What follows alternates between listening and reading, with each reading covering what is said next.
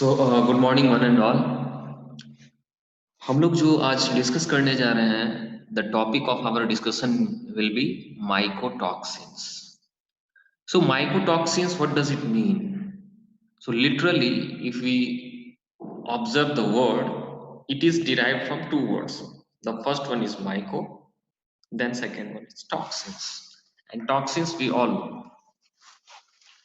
So myco meaning fungus, means fungal toxins is the toxins that is derived from the fungus. So how such fungus can be a toxic agent in different feed ingredient, and how it can may lead to mortality in case of fishes. What will be the pathological conditions when the fungal infecting feed is fed to fishes? ठीक है। First सबसे पहले हम लोग यदि हम लोग microbiology की बात करें तो आप लोग बेसिक जानकारी आप लोगों को पता होगा शायद कि क्या माइकोटॉक्सिन्स होते हैं, क्या फंगस क्या है, what is fungus. So basically if we say, so what is fungus? It range from single cells to fruiting bodies that form molds, mushroom, smuts and yeasts. Clear? So हम लोग जब fungal family में जाते हैं तो वहां पे दो चीज देखते हैं। सिंगल सेल के बारे में यदि हम डिस्कस करें तो ईस्ट आप लोग बहुत अच्छे तरीके से सुने होंगे, yeast is a single cell. तो ये फंगस के बारे में जब भी हम डिस्कस करते हैं तो this ranges from single cells to different fruiting bodies, that is mold, mushroom, smut and yeasts. Clear?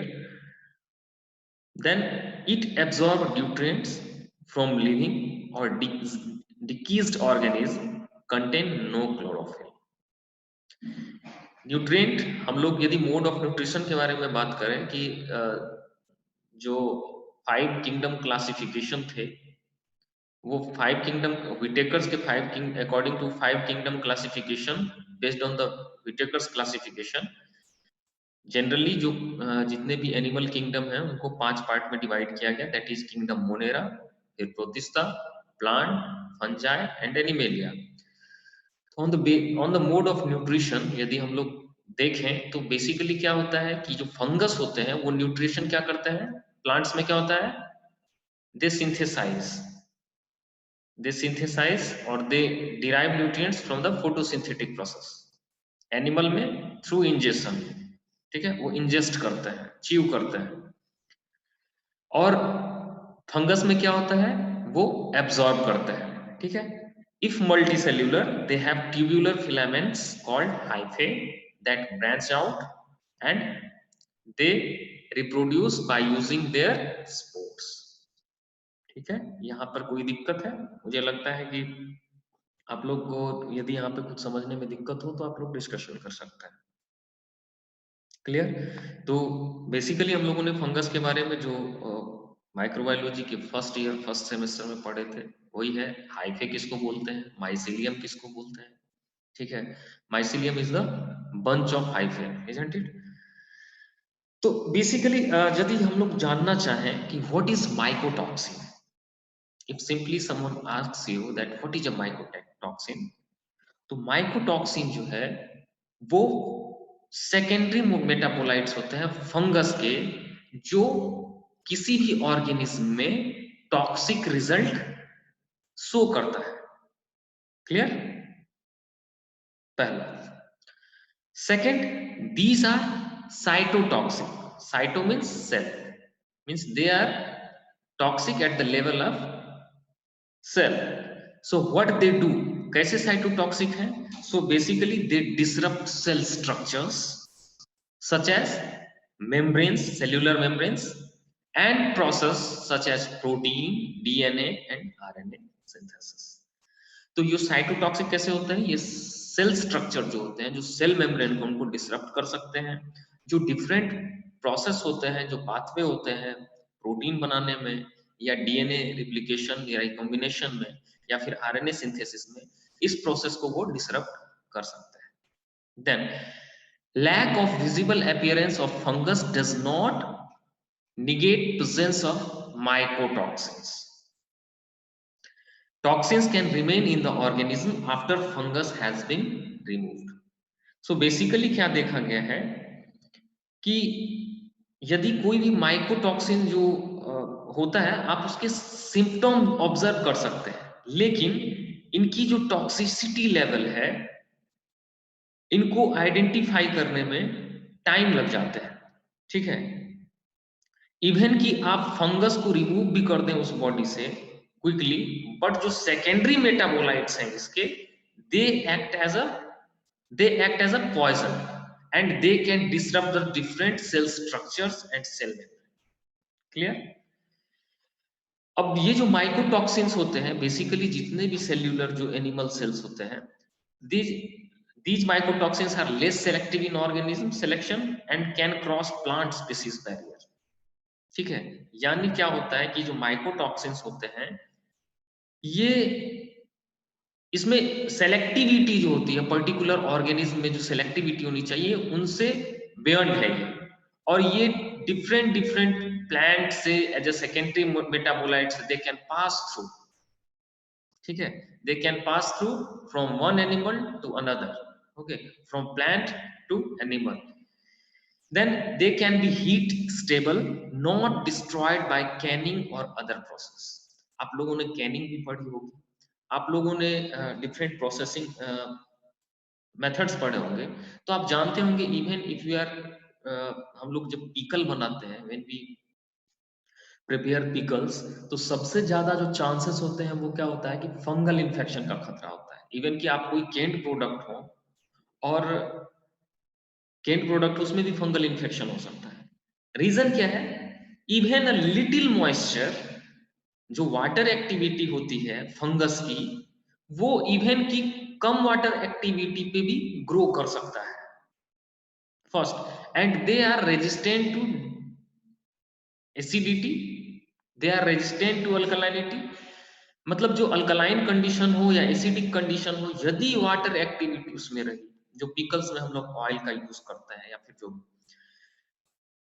तो बेसिकली हमारा क्या होता है कि जो ऑयल का जो पिकल में हम लोग यूज करते हैं, उसका मेन पर्पस होता है कि ये जो ऑयल है वो इसमें जो वाटर एक्टिविटी उसको मिनिमल कर दे, उसको मिनिमाइज कर दे।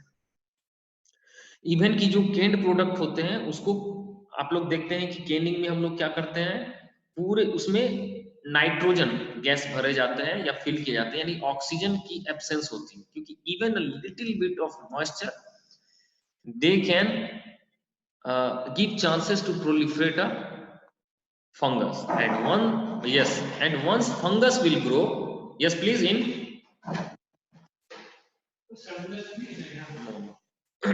once fungus will into the enter into the product, they can create hazard. Clear? Then next, so अब सबसे बड़ा प्रॉब्लम क्या होता है क्लिनिशियन के लिए, इसकी डायग्नोसिस।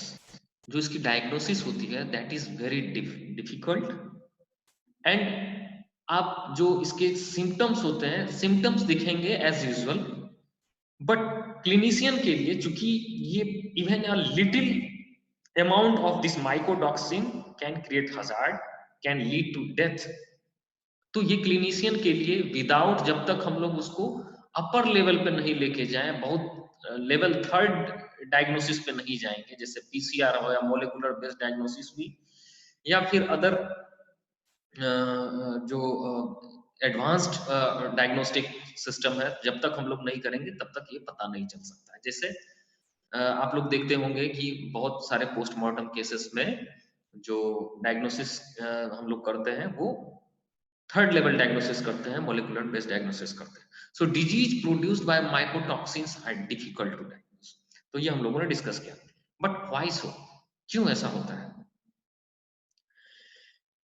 प्रॉब्लम क्या है? Because these mycotoxins are secondary metabolites and they can produce, they मतलब बहुत कम ही माइकोटॉक्सिन्स हैं जो ओवर्ट साइंस या पॉइजनिंग के सिम्टम्स शो करते हैं, ठीक है। ओवर्ट और कोवर्ट, ये क्या होता है? ये दो टर्म है। ओवर्ट मतलब होता है जो दिखता होता है, ऐसे symptom, the symptoms that can be observe is called overt, and covert is the symptom is hidden. Okay, so in most of the cases the sign and sir symptoms, overt को एक बार रिपीट कीजिए ना। overt क्या होता repeat है? The symptoms which are expressed by different behavioral changes, clear? और signs, तो overt में क्या हो गया? Hidden, मतलब वो आपको शो कर रहा है, ठीक है। लेकिन कोवर्ट क्या है? वो छिपा हुआ साइन सिम्टम्स है। जैसे बहुत सारे कोविड के केसेस में बहुत सारे लोग को हल्की फीवर हुई और वो उससे उबर गया, ठीक है। तो लोग उसको जेन्युइन फीवर मान के चलते हैं, यानी कि उसमें जो वो साइन या सिम्टम्स जो होने चाहिए, जो दिखने चाहिए, वो शो नहीं कर रहा है, क्लियर? तो ऐसे साइंस जो नहीं दिखते हैं वो कोवर्ट कहलाते हैं, और ऐसे साइन सिम्टम जो उस डिजीज के सिमिलर, जो उसका जो लक्षण होता है वो जब दिखता है तो उसको हम लोग बोलते हैं ओवर्ट साइंस, जो दिखते हैं, ठीक है। जैसे हम लोग इन केस ऑफ फिशेस में गल्फिंग ऑफ गल्फिंग देख सकते हैं, जब सरफेस गल्फिंग करते हैं, या फिर आप हिमोरेजेस देख सकते हैं ऑन द स्किन, ठीक है, या brownish pigmentation on the gills. तो ये कुछ साइंस है जो दिख रहे हैं, लेकिन कुछ ऐसे भी साइंस होते हैं जो मतलब वो दिखेगा नहीं, even though the presence of toxin may lead to death in chronic situation, in chronic condition. देखते हैं हम लोग कैसे होता है। तो ओवर्ट मतलब होता है ऐसे साइंस जो प्रत्यक्ष रूप से दिख रहे हैं हमें। कोवर्ट साइंस ऐसे साइंस जो हमें नहीं दिखते हैं, नहीं दिख पाते हैं, तो ऐसे साइंस को कोवर्ट साइंस करते हैं। तो इसीलिए ये क्लिनिशियन के लिए बहुत डिफरेंट होता है डायग्नोसिस करना, क्योंकि हम लोग जानते हैं कि हम लोग 3 कैटेगरीज पे हम लोग चेक करते हैं। किस किस कैसे? जब भी हमको कोई फिश कोई बीमार हो गई तो हम बेसिकली क्या देखते हैं? At first glance we see the behavioural alteration, clear? Then we see the physical appearance, the physiological changes, clear? जैसे कि कटा फटा वो जो दिख रहा है, बिहेवियरल अल्टरेशन, जैसे कि खाना कम कर दिया, एपेटाइट उसकी कम हो गई, फिश जो है वो सोल में नहीं मूव कर रहा, अकेली है। तो ये तो बिहेवियरल साइंस है, ठीक है। और ये जो होते हैं, जो शारीरिक लक्षण जिसको बोलते हैं फिजिकल एट्रीब्यूट्स, उसमें जब चेंजेज आते हैं तो ये साइंस हो गए। तो क्या होता है कि इसीलिए इस केस में इस केस में क्या होता है कि मेजर प्रॉब्लम क्लिनिशियन के लिए क्या होता है कि वो डायग्नोसिस नहीं कर पाते, वो समझ नहीं पाते हैं कि क्या हो रहा है, व्हाट इज द प्रॉब्लम। हो सकता है इस आदमी को डिसेंट्री हो रही हो, बट पता नहीं चल रहा है कि एग्जैक्टली व्हाट दे आर मतलब उन्होंने ब्लड पैरामीटर्स चेक कर लिए। एक क्लिनिशियन क्या करता है? क्लिनिशियन पैथोलॉजिस्ट क्या करता है? ब्लड टेस्ट करेगा, एक्सरे करेगा। सो इससे पता नहीं चल पा रहा until and unless we do the molecular disease diagnosis approach. Okay, तो ऐसा क्यों होता है? ये तो था कि क्यों ये क्लिनिशियन के लिए डिफिकल्ट है, because there are very few mycotoxins that produce overt signs, जो दिख रहे होते हैं, but most of the cases में ये कोवर्ट होते हैं, छिपे हुए होते हैं, जिनको देख पाना या पहचान पाना मुश्किल है कि ये माइकोटॉक्सिन्स की ही वजह से हो रहा है। लेकिन ऐसा क्यों होता है? They are bizarre molecules with molecular weight of 50 to less than 500 Dalton. Okay, यानी कि जो ये 50 से 500 डाल्टन जो होता है, डाल्टन जो मोलिकुलर वेट या प्रोटीन जो हम लोग बोलते हैं, उसकी मेजर हम लोग डाल्टन में ही करते हैं, तो 50 से 500 डाल्टन के नीचे होगा। और such small molecule induce no response in human immune system.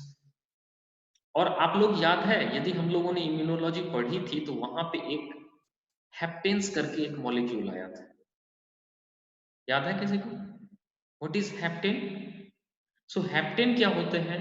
ऐसे मॉलिक्यूल्स, ऐसे एंटीजेनिक मॉलिक्यूल्स होते हैं जो इम्यून मॉलिक्यूल्स को स्टिमुलेट नहीं कर पाते। हमारे अंदर में जो इम्यूनोग्लोबुलिन्स बन रहे होते हैं या बनने चाहिए, उसके लिए एक पर्टिकुलर वेट होना चाहिए उस मॉलिक्यूल का, अदरवाइज यदि ये बहुत स्मॉल है, इवन कि हमारे इम्यूनोग्लोबुलिन जो हमारे जो आईजीज बनती हैं उनसे भी छोटी हो, तो ये पकड़ पाना बहुत मुश्किल है किसी भी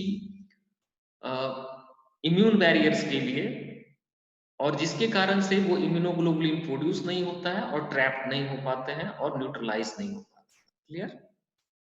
तो बेसिकली हम लोग यदि देखें कि एक पर्टिकुलर जब वैक्सीन भी हम कोई डेवलप कर रहे होते हैं, हम हमारे जब वैक्सीन देखते हैं तो उसमें वैक्सीन के बारे में क्या उसकी प्रॉपर्टीज होती है, they may stimulate the immune response. It means it must have a particular molecular weight to stimulate immune system. तो ये इतने छोटे मॉलिक्यूल्स होते हैं कि ये ह्यूमन इम्यून सिस्टम में, चाहे ह्यूमन हो, in case of fishes also. अब ये माइकोटॉक्सिन्स के बारे में हम लोग ज्यादा वरीड हैं, not only in case of fishes, even those fishes when it will be consumed by a person, a human, then we it may be lethal for us। ठीक है, क्योंकि हम लोगों ने भी देखा ना कि कैसे माइकोटॉक्सिन फूड चेन के साथ साथ हो सकता है कि वो हमारे बॉडी में भी एक्यूमुलेट करे and it may lead to disease. Clear? यहां तक किसी को दिक्कत है? So major danger of mycotoxin in diet is our inability to detect them biology. So हमारा जो शरीर है इसको डिटेक्ट नहीं कर पाता है क्योंकि इसके लो मोलेकुलर वेट के कारण। क्लियर? यहां तक किसी को कोई प्रॉब्लम हो तो पूछ सकते हैं।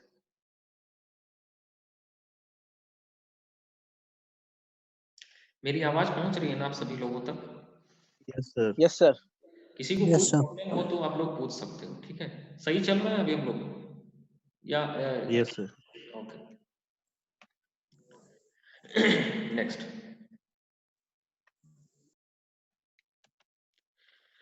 सबसे पहले हम लोग देखते हैं कि ये कॉन्सेप्ट जो माइकोटॉक्सिन्स का आया वो आया कहाँ से। आपको ये जानकर के हैरानी होगी कि सबसे पहला जो इसका जब हम लोग एनिमल हस्बेंड्री की बात करते हैं और फिशरीज की बात करते हैं, because fisheries is a branch of animal husbandry, isn't it? तो सबसे पहला ये केस आया था पोल्ट्री बर्ड्स में 1960 के दशक के आसपास। ठीक है, और उस समय इसका नाम दिया गया था टर्की एक्स डिजीज। वहां पे क्या हुआ कि जो पोल्ट्री बर्ड्स थे, उन पोल्ट्री बर्ड्स को जब देखा गया कि बहुत सारे पोल्ट्री बर्ड्स जो हैं वो मरे जा रहे हैं। ठीक है, तो और चूंकि ये टर्की में हुआ तो वहां पे Turkey x disease, because that was not known, तो टर्की एक्स डिजीज नाम रखा गया। ठीक है, टर्की एक्स डिजीज नाम रखा गया। जब इन्वेस्टिगेशन किया गया तो देखा गया कि जो वहां पे जो फीड यूज करते हैं, हम लोग भी फीड यूज करते हैं, इजंट इट? और हम लोग क्या यूज करते हैं? मस्टर्ड ऑयल केक यूज करते हैं, groundnut oil cake use करते हैं, cottonseed oil cake use करते हैं ना? तो देयर आर सर्टेन एजेंट्स, जैसे ग्राउंड नट ऑयल केक में यदि फंगस बहुत ज्यादा जल्दी लग जाता है, बहुत जल्दी खराब हो जाती है। इवन कि सूरजमुखी का भी तेल आप देखते होंगे कि उसमें तुरंत स्मेल आ जाता है। जो गांव से जुड़े हुए हैं वो देखते होंगे सूरजमुखी की खेती होने के बाद उनको तुरंत डिस्पैच कर दिया जाता है, तो उसमें प्रिजर्वेटिव डाला जाता है, तभी जाके वो मार्केट। और यदि कोई उसको खुद अपने यूज के लिए रखा है तो वो ज्यादा दिन तक वायबल नहीं होता है, वो ज्यादा दिन तक हम लोग नहीं रखते हैं क्योंकि वो खराब हो जाती है। इसी तरीके से वहां पे देखा गया जो ग्राउंड नट जो मील यूज किया जा रहा था, जो ग्राउंड नट ऑयल के यूज किए जा रहे थे उस मुर्गियों को खिलाने के लिए, वो जो फीड था that was fungal, that was infected by this fungus. ठीक है, पर्टिकुलर एक फंगस से वो उसमें देखे गए छोटी मात्रा, और जब उस पर्टिकुलर जो ग्रेन्स थे उनकी एनालिसिस की गई, तब जाकर के ये पता चला कि ये इस फंगस के सेकेंडरी मेटाबोलाइट्स यानी इन टॉक्सिन्स की वजह से जो उनमें होते हैं। जैसे बहुत सारे प्लांट्स होते हैं उनमें एक टॉक्सिन मॉलिक्यूल होते हैं। नेचर ने सभी को चाहे वो कोई भी हो, उनमें कुछ ना कुछ एक प्रोटेक्टिव मेजर्स, एक प्रिवेंटिव मेजर्स दिए हैं उनको अपने आप को डिफेंड करने के लिए। ठीक है, तो ये चाहे प्लांट्स हो, प्लांट्स में भी फाइटोटॉक्सिन्स के बारे में आप जानते होंगे कि कुछ प्लांट्स में टॉक्सिन्स होते हैं। So how can we use it? तो देयर आर सर्टेन प्रोसेस कि हम लोग किस तरीके से उस प्रोसेस से उस टॉक्सिन्स को हम लोग हटा दें और तभी जाकर के उसका यूज करें। ठीक इसी तरीके से जब ये देखा गया कि वो जो ग्राउंड नट ऑयल केक थे, इसमें जो सेकेंडरी मेटाबोलाइट्स था वो था अफ्लाटॉक्सिन। ठीक है, और अफ्लाटॉक्सिन्स के बहुत सारे क्लासेस होते हैं और तभी जो अफ्लाटॉक्सिन जो देखा गया उसमें देखा गया कि ये अफ्लाटॉक्सिन ए क्लास 1 जो होता है, ये ही इस जो डिजीज है वो लीड कर रहे हैं मॉर्टेलिटी को। और हर एक जितने भी पोल्ट्री बर्ड्स थे उसमें देखा गया कि उसमें कहीं ना कहीं उस पोल्ट्री बर्ड्स में या तो ट्यूमर हो जाने की वजह से वो मर रहा है। तो carcinogen means cancer causing agent, so such aflatoxin can cause cancers और मेक कैंसर्स। फिर क्या हुआ? अब हम लोग देखते हैं कि ऐसे कौन कौन से फंजाई हैं जो जो ये माइकोटॉक्सिन्स होते हैं वो रिलीज करते हैं। जैसे एस्परजिलस फ्लेवस, आप लोगों ने सुना भी होगा। ये बेसिकली आप लोग ऐसे भी कोई भी ग्रेन होगा, चाहे चाहे मेज हो या ग्राउंड नट हो या कोई भी कॉटन सीड ऑयल केक हो, तो ये बेसिकली इसमें एस्परजिलस फ्लेवस बहुत इजीली ग्रो कर जाता है और जो माइकोटॉक्सिन्स होते हैं वो अफ्लाटॉक्सिन्स होते हैं। फिर है एस्परजिलस पैरासिटिकस, जैसे maize, groundnut, oilseed, cottonseed, ये भी यानी एस्परजिलस के 3 स्पीसीज जो हैं वो अफ्लाटॉक्सिन्स रिलीज करते हैं और तीनों ही मेज, ग्राउंड नट और कॉटन सीड ऑयल केक्स में होते हैं। दूसरा होता है एस्परजिलस ओक्रासियस और कार्बोनेरियस, ठीक है, और ये दोनों, एक तो होता है जो ग्रेप्स वाइन में या फिर कॉफी में, ठीक है, ये इस पे ग्रो करते हैं और ये इस तरह के जो एस्परजिलस होते हैं वो ऑक्राटॉक्सिन, ठीक है, ऑक्राटॉक्सिन जो है एज अ सेकेंडरी मेटाबोलाइट्स उनमें होते हैं। इसी तरीके से फ्यूजेरियम स्पीसीज हो गया, जैसे बार्ली या मेज हो गया। फ्यूजेरियम, आप लोगों को याद होगा कि हम लोगों ने एक राइस में जस्ट हिस्ट्री में पढ़ा भी था कि उसमें किस तरीके से फंगल डिजीज हुआ था और they lead to mass mortality, ठीक है। तो पेनिसिलियम वेरुकोसम, पेनिसिलियम के बारे में आपको पता है? जो पेनिसिलियम है वो क्या कोई बता सकते हैं उस पेनिसिलियम की जो पेनिसिलिन बना था जिस पेनिसिलियम से, उसका स्पीसीज नाम क्या था?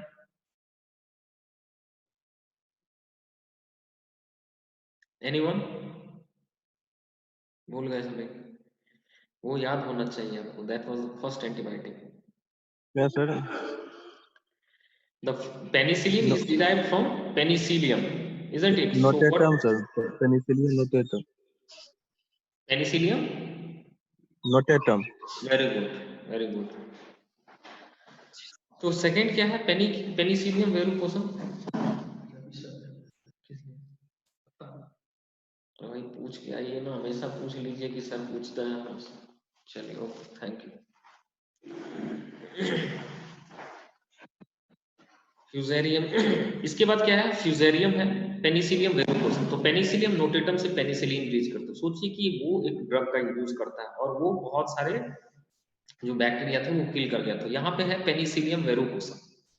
ये व्हीट बार्ली मेज हो गया, ये भी ओक्राटॉक्सिन रिलीज करता है। फुजेरियम जो स्पीसीज उसमें कुछ फ्यूमोनिसिन्स हैं और दूसरा T2 टॉक्सिन्स जिसको हम लोग बोलते हैं, क्लेविसेप्स पुरपुरिया, मतलब ऐसे बहुत सारे हैं।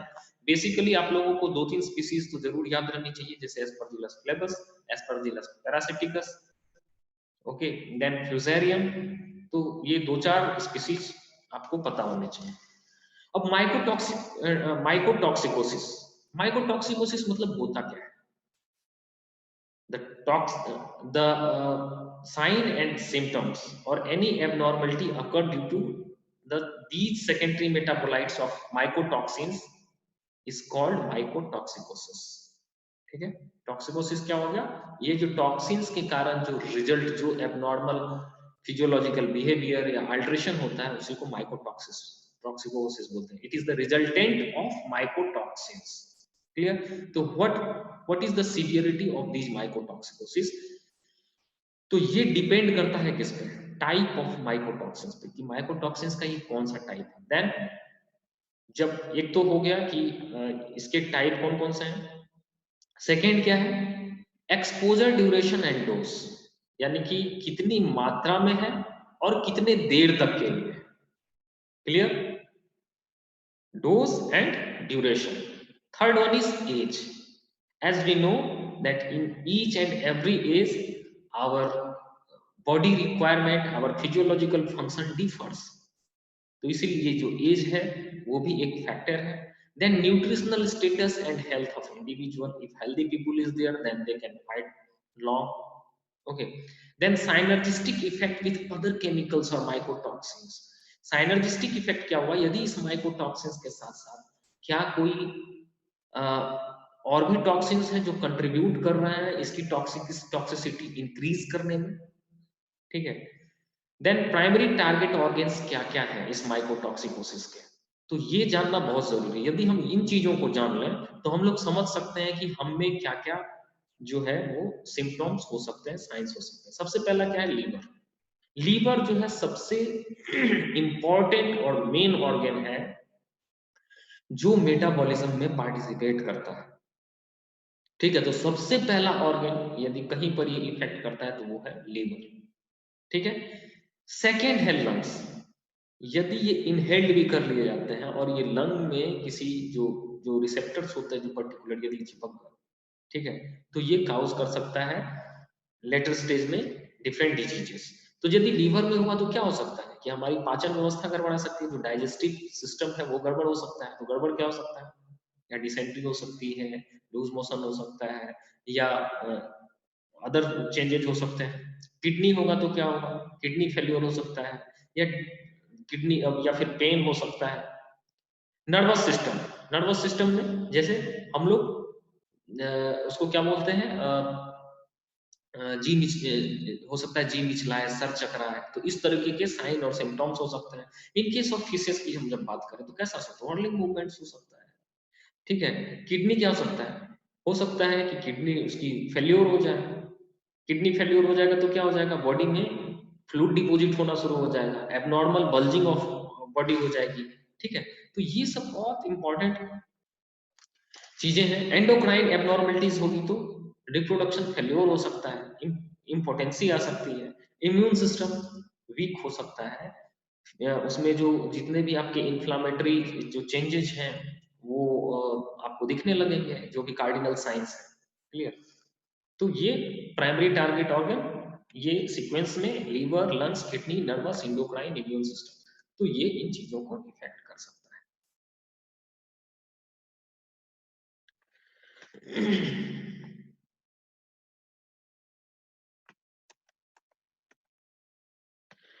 अब हम लोग आते हैं कि factors affecting mould growth and mycotoxin production in serial grains, यानी ये कौन कौन से फैक्टर्स हैं जो मोल्ड ग्रोथ यानी जो फंगल ग्रोथ होते हैं या माइकोटॉक्सिन प्रोडक्शन करने में ये कहीं ना कहीं स्टिमुलेट करते हैं, मदद करते हैं। तो क्या होता है, intrinsic factor then extrinsic factors.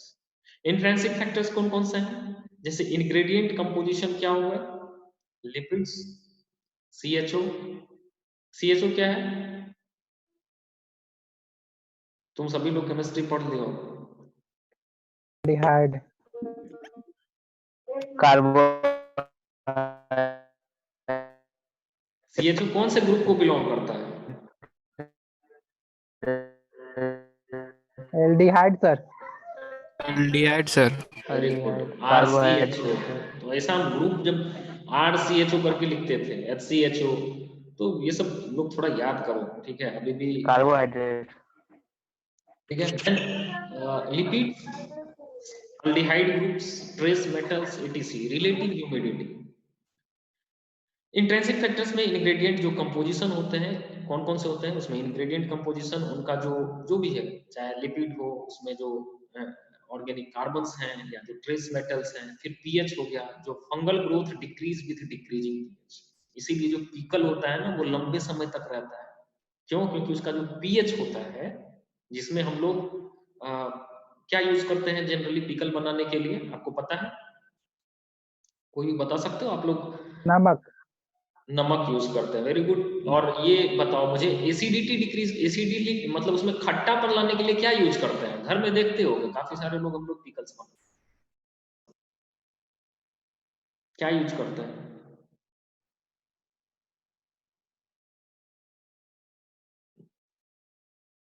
याद है? Acetic acid, acetic acid use करते हैं। अच्छा, जो मार्केट के जो पिकल्स खाते हो हॉस्टल में, वो टेस्ट डिफर होता है उसका, लेकिन जो हमारा घर का जो पिकल होता है उसका टेस्ट डिफर होता है। Why so? Because of, because market में जो भी आपके अवेलेबल है कमर्शियल लेवल पे, वो एसिटिक एसिड होते हैं, तो एसिटिक एसिड का यूज किया जाता है वहां, ठीक है।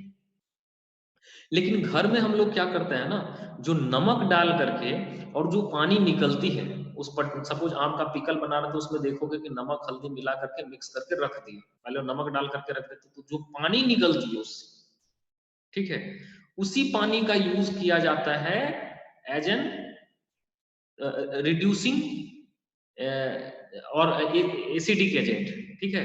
जो वो जो पानी निकलता है जो खट्टा वाला पार्ट, ठीक है, तो उसी को एज ए एसिड हम लोग यूज करते हैं उसकी पीएच को रिड्यूस करने। वो पानी को फेंका नहीं जाता, उसी पानी में पहले उसको रखा जाता है, फिर जाकर उसमें तेल डालता है। तो यही है, पीएच जनरली हम लोग डिक्रीज करते हैं। फिर है ग्रेन मॉइस्चर।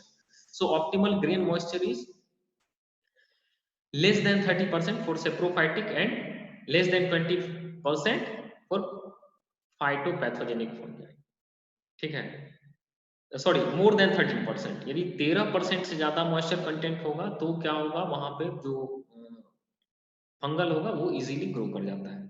तो इसीलिए अभी भी एफसीआई में जब जो धान वान देते हैं तो बहुत सारे लोग वो बहाना बोलते हैं कि आपका मॉइस्चर कंटेंट ज्यादा है तो आपका नहीं, ठीक है। सो ग्रेन मॉइस्चर में जितने भी होते हैं आपका 13% से यदि ज्यादा हो गया मॉइस्चर कंटेंट, इसलिए ये 13% से कम होना चाहिए। और इन केस ऑफ जो फाइटोपैथोजेनिक फंजाई होते हैं उसमें 20% से कम होना चाहिए। यानी फाइटोपैथोजेनिक फंजाई तब ग्रो करेंगे जब मॉइस्चर कंटेंट 20% से ज्यादा होगा। फिर है वाटर एक्टिविटी, जिसकी बात हम लोग अभी जस्ट किए थे। This parameter is related to the water and that is actually available for fungi, ठीक है, और फंगल ग्रोथ। तो वाटर एक्टिविटी बहुत एसेंशियल है सभी चीज के लिए, चाहे बैक्टीरिया हो, हम हो या कोई भी हो, तो वाटर इज एसेंशियल इंग्रेडिएंट। तो फंजाई को भी एक पर्टिकुलर जो मॉइस्चर कंटेंट होता है, वाटर एक्टिविटी उसकी जो उनके मेटाबॉलिज्म के लिए, तो वो भी एक जरूरी है। जनरली इसका जो वाटर एक्टिविटी होती है 0.65 और 0.6 होता है, ठीक है। आप लोग याद करो, प्रोसेसिंग में आप लोगों ने पढ़ा होगा। देन एक्सटेंसिव फैक्टर्स में क्या हो गया, जैसे relative humidity greater than 70% favours fungal growth. जैसे देखते होंगे किसी सीजन में, पर्टिकुलर सीजन में, जैसे बरसात के दिनों में, ठीक है, बरसात के दिनों में या बहुत ज्यादा मतलब ह्यूमिड कंडीशन है, तो यदि ह्यूमिड कंडीशन ज्यादा होगा तो वहाँ फंगल ग्रोथ ज्यादा होगा। इवन कि हम लोगों को भी फंगल इन्फेक्शन हो जाता, नहीं, जैसे दांत या दिनाय, या देखते हो कि कॉमन लोगों को जो गांव में रहते हैं बहुत आसानी से वो, क्योंकि वहां पे ह्यूमिडिटी लेवल जब पार हो जाती है एक ऑप्टिमम लेवल से, तो वहां पे ये जो चांसेस होते हैं फंगल ग्रोथ के वो बढ़ जाते हैं। Then environmental temperature, the optimal temperature for fungal growth and mycotoxin production varies with the species. So obviously the temperature is one of important factor. एक पर्टिकुलर टेम्परेचर होना चाहिए, एक ऑप्टिमल टेम्परेचर होना चाहिए जहां पे फंगस ग्रो होते हैं। इसके बाद है ऑक्सीजन और कार्बन डाइऑक्साइड। अब कुछ फंजाई जो होते हैं वो इन एब्सेंसिया ऑफ ऑक्सीजन होते हैं और कुछ को ऑक्सीजन चाहिए होता है, ठीक है। तो ये भी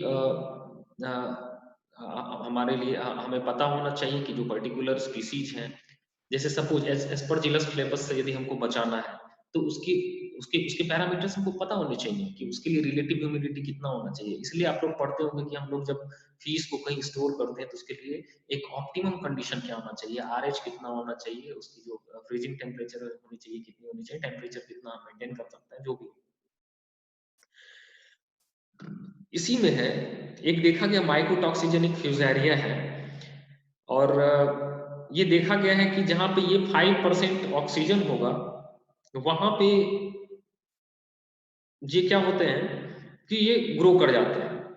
लेकिन जैसे ही यदि कार्बन डाइऑक्साइड लेवल जैसे इसका 40% हुआ तो इसमें माइकोटॉक्सिन्स जो है वो प्रोड्यूस नहीं कर सकता। तो एक पर्टिकुलर टेम्परेचर, एक ऑप्टिमल, चाहे वो एक तो इंट्रिंसिक फैक्टर हो गया जो पर्टिकुलर जो सीरियल ग्रेन्स यूज किए जाते हैं वो उन पे डिपेंड होता है, और दूसरा होता है एक्सट्रिंसिक फैक्टर जिसमें humidity, environmental temperature, then the surface area of grain, then partial oxygen और कार्बन डाइऑक्साइड, ये सारी चीजें। तो जब भी आप फीड को स्टोर करते हैं, ये क्यों जानना जरूरी है कि हम लोग जब फिश को फीड करते हैं तो जो हम लोग फीड को जब स्टोर कर रहे होते हैं तो कितने टेम्परेचर पे रखेंगे, उसके लिए उसका जो जो स्टोरेज रूम होगा वो उसकी ह्यूमिडिटी कितनी होनी चाहिए, टेम्परेचर कितना होना चाहिए, O2 CO2 क्या होना चाहिए, और साथ साथ जो भी ग्रेन उसमें यूज किया गया, चाहे वो ग्राउंड नट किया गया हुआ या मस्टर्ड ऑयल किया गया हो, तो उसकी जो पैरामीटर्स, इंट्रिंसिक फैक्टर्स, वो क्या क्या है और उनके लिए क्या सावधानी बरतनी चाहिए। तो बेसिकली यही जानना है। अब यहाँ पे है, अभी हम लोगों ने बताया था कि यदि हम लोग को ये पता हो कि ये किस किस ऑर्गन को अफेक्ट कर सकते हैं, तो हम लोग ये भी इजीली जान सकते हैं कि ये माइकोटॉक्सिन क्या क्रिएट कर सकते हैं। बेसिकली पर्टिकुलर, जैसा कि हमने बताया कि डिफरेंट डिफरेंट जो माइकोटॉक्सिन्स होते हैं उनका जो इम्पैक्ट होगा, जो एज ए सेकेंडरी मेटाबोलाइट्स के रूप में वो अ, अपना साइन और सिम्टम शो करते हैं, वो भी अलग अलग ऑर्गन पे होता है। जैसे कार्सिनोजेनिक कौन कौन से हैं, तो वो अफ्लाटॉक्सिन B1 है, ओक्राटॉक्सिन है। Carcinogenic cancer causing, clear. Nephrotoxic, nephrotoxic मतलब क्या हुआ, नेफ्रोटॉक्सिक मतलब जिससे हमारी जो किडनियां हैं वो किडनी को डैमेज कर सकता है, तो ये कौन कौन से हैं, ओक्राटॉक्सिन है, सिट्रिनिन है। न्यूरोटॉक्सिक, यू छूट गया है, न्यूरोटॉक्सिक क्या है, ये फ्यूमोनिसिन, फ्यूमोनिसिन B1। तो ये सब टाइप है, type A1 A2 B1 B2। अभी मिल्क में भी आप लोग पढ़ते होंगे कि ये A1 मिल्क है या A2 मिल्क है, B1 मिल्क है, B2 मिल्क है, तो वो उसकी क्वालिटी पे डिपेंड होता है, उसकी प्रोटीन पे। तो ये न्यूरोटॉक्सिक क्या हो गया, फ्यूमोनिसिन B1। एस्ट्रोजेनिक जेरालिनोन, ठीक है, जो जेरालिनोन होता है वो इम्पोटेंसी क्रिएट कर सकता है, या एस्ट्रोजन जो जो नॉर्मल फंक्शनिंग होता है उसको डिसफंक्शन कर सकता है। डर्मोनेक्रोटिक, ट्राइकोथिकेंस, ओके। डर्मोनेक्रोटिक मतलब हमारा जो जो स्किन्स होते हैं वो नेक्रोसिस हो सकता है, उसमें वो डेड हो सकते हैं, एक पपड़ी की तरह तुम देखोगे कि वो निकल सकता है। तो ये सब कुछ है, आप लोग देखिए, ये सब कुछ टॉक्सिन्स, माइकोटॉक्सिन्स हैं, जैसे अफ्लाटॉक्सिन B1 हुआ, फ्यूमोनिसिन B1, पाटुलिन, ओक्राटॉक्सिन, ये डिफरेंट डिफरेंट स्ट्रक्चर्स हैं इसके। और यही कारण है, due to their different molecular structure, they act differently, okay, in different different organs.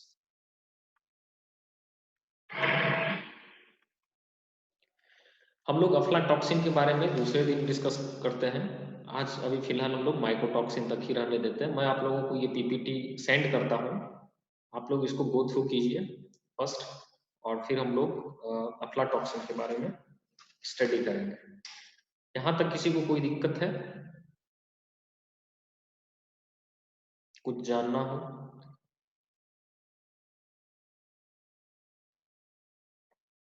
किसी को नहीं? हम लोग एंड करें क्लास फिर, तो आप लोग आइए, मोस्ट यस वेलकम। सर। कब पहुंच रहे हो तुम लोग? 5 को सर। 4 को सर। 5 को सर।